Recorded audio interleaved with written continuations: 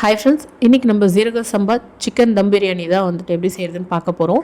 இதுக்கு நான் 1/4 கிலோ ஜீரக சம்பா எடுத்திருக்கேன், 1.5 கிளாஸ் அது. அதை நல்லா கழுவிட்டு நான் 20 மினிட்ஸ் ஊற வச்சுருக்கேன்.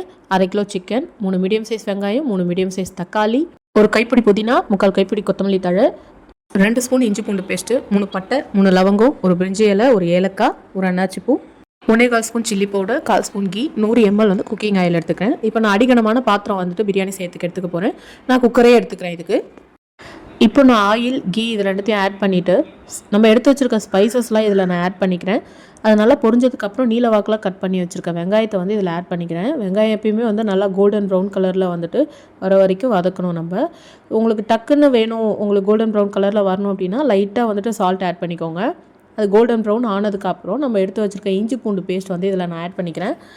இஞ்சி பூண்டு பேஸ்ட் ஆட் பண்ணதுக்கப்புறம் கொஞ்சம் நல்லா வதக்கிக்கணும், அடி பிடிக்கும். ஸோ நம்ம வந்து கைவிடாமல் கொஞ்சம் லைட்டாக கிண்டிட்டு பச்சை வாசனை போனதுக்கப்புறம் நம்ம வந்துட்டு தக்காளி ஆட் பண்ணணும். தக்காளி ஆட் பண்ணிவிட்டு இந்த மாதிரி எண்ணெய் பிரிஞ்சு வர ஸ்டேஜில் வந்துட்டு நம்ம எடுத்து வச்சுருக்கிற சில்லி பவுடர் வந்து இதில் ஆட் பண்ணிக்கிறோம்.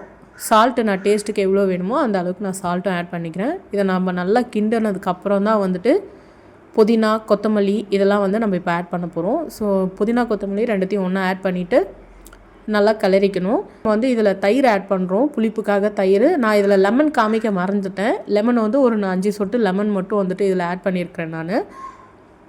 ஸோ இதெல்லாம் வந்து நம்ம நல்லா கலந்ததுக்கப்புறம் இந்த மசாலா எல்லாமே ஒன்றா வந்துட்டு பைண்ட் ஆனதுக்கப்புறம் தான் வந்து நம்ம இதில் சிக்கன் வந்து ஆட் பண்ண போகிறோம்.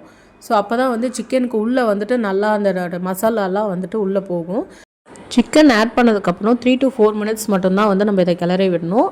இப்போ நம்ம 3/4 கிலோவுக்கு தேவையான இன்க்ரீடியன்ஸ் தான் வந்துட்டு லிஸ்ட் பண்ணியிருக்கோம். சப்போஸ் நீங்கள் 1 kg பிரியாணி செய்ய போகிறீங்க அப்படின்னா இப்போ 1:3 ரேஷியோவில் இன்னொரு பார்ட் வந்து நீங்கள் ஆட் பண்ணுற மாதிரி இருக்கும். எக்ஸாம்பிள், நீங்கள் இப்போ 3 வெங்காயம் எடுத்திருக்கீங்க 3/4 கிலோக்குனா, இப்போ 1 kgக்கு வந்துட்டு நீங்கள் 4 வெங்காயம் எடுக்கிற மாதிரி இருக்கும். அந்த மாதிரி நீங்கள் ஆட் பண்ணிக்கணும் பார்த்து. இப்போ தண்ணி ஆட் பண்ணிக்க போகிறேன். ஜீரக சம்பா அரிசிக்கு பார்த்தீங்கன்னா 1 டம்ளர் அரிசிக்கு 2 டம்ளர் தண்ணி. ஸோ நான் 1.5 கிளாஸ் அரிசி எடுத்துருக்கறனால இப்போ நான் 3 கிளாஸ் தண்ணி இதில் ஆட் பண்ணிக்கிறேன். தண்ணி கொதி வந்ததுக்கப்புறம் சால்ட்டு, காரம் இதெல்லாம் டேஸ்ட்டு பார்த்துட்டு நம்ம வந்து வடிகட்டி அரிசி இதில் வந்து ஆட் பண்ணிக்க போகிறோம். அரிசி ஆட் பண்ணிவிட்டு தண்ணியும் அரிசியும் வந்துட்டு நல்லா ஒன்றா வந்து வரணும். அந்த ஸ்டேஜில் தான் வந்து நம்ம தம் போடணும். இந்த மாதிரி நம்ம கரண்டி வச்சு பார்க்கும்போது தண்ணி வந்துட்டு நமக்கு தனியாக வரணும். அந்த ஸ்டேஜில் தான் வந்து நம்ம போடணும். இப்போ நான் வந்துட்டு தவாலாம் வச்சு போடல, டேரெக்டாக வந்துட்டு நான் லோ ஃப்ளேமில் வச்சிடறேன். ஃபுல்லாக லோ ஃப்ளேமில் வச்சு மேலே ஒரு தட்டு போட்டு மூடி 20 மினிட்ஸ் வரைக்கும் வந்துட்டு நம்ம அப்படியே தம்மில் விட்டுறணும். அதுக்கப்புறம் தான் நம்ம ஸ்டவ்வை வந்து சுவிட்ச் ஆஃப் பண்ணணும். ஸோ ஓப்பன் பண்ணி பார்த்தா நம்மளுக்கு பலன்னு வந்து பிரியாணி வந்து ரெடி ஆகிடுச்சு. சூப்பராக இருக்குது. டேஸ்ட் பண்ணி பார்த்தா ட்ரை பண்ணி பாருங்கள்.